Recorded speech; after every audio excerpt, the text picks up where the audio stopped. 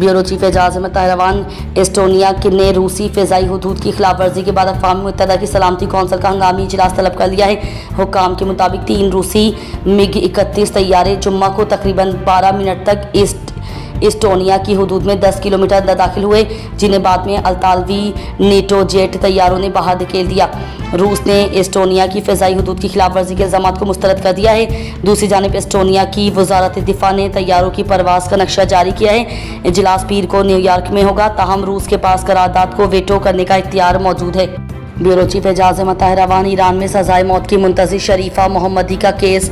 इंसानी हुकूक की तंजीमों ने ईरान की मजदूर कारकुन की सज़ाए मौत को फौरी तौर पर वापस लेने का मुतालबा किया है, जिनका कहना है कि मजदूरों के हुकूक की अलंबरदार पर बगावत का इल्ज़ाम कतई दुरुस्त नहीं है। ईरान में मजदूरों के हुकूक की मारूफ कारकुन शरीफा मोहम्मदी दिसंबर 2023 में जेल में कैद हैं। 46 साल कारकुन और इंजीनियर पर ईरान में रियासत के खिलाफ मुसल्लह बगावत का इल्ज़ाम है और उन्हें एक बार फिर से मौत की सज़ा का सामना है।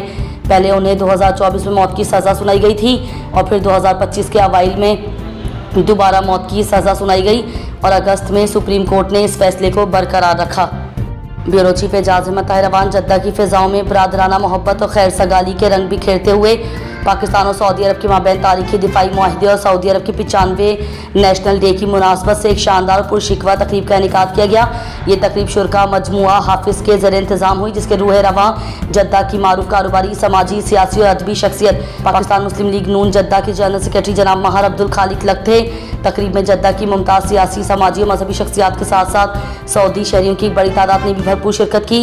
सऊदी अरब का नेशनल डे दरअसल एक ऐसी तारीख का इस्तारा है जो इत्तेहाद, क़यादत और तरक्की की मनाजिल मिसाल बन चुकी हैं। हरमैन शरीफैन की खिदमत, अमन व इस्तेहकाम की फरहमी और उम्मत मुस्लिमा की रहनुमाई के मैदान में सऊदी अरब का किरदार हमेशा सुनहरी हुरूफ से लिखा जाएगा।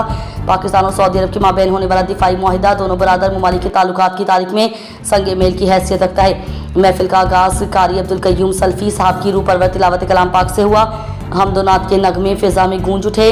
फैसल अलवी ने अरबी ज़बान में नहायत शिस्ता अंदाज में खुतबा इस्तक़बालिया पेश किया। सरदार इकबाल साहब ने उर्दू में खैर मुकद्दमी कलमात कहे।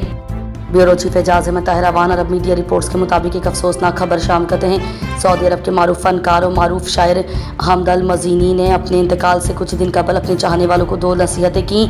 अव्वल, नमाज तर्क ना करें और दोम, वालिदैन के हुकूक अदा करें। हमदल मज़ीनी इतवार की सुबह इंतकाल कर गए। इन्ना लिल्लाहि व इन्ना इलैहि राजिऊन। उन्होंने तकरीबन निफ़्स सदी के फ़नी सफ़र के दौरान मुतादिद ड्रामों में काम किया। वो एक शायर भी थे।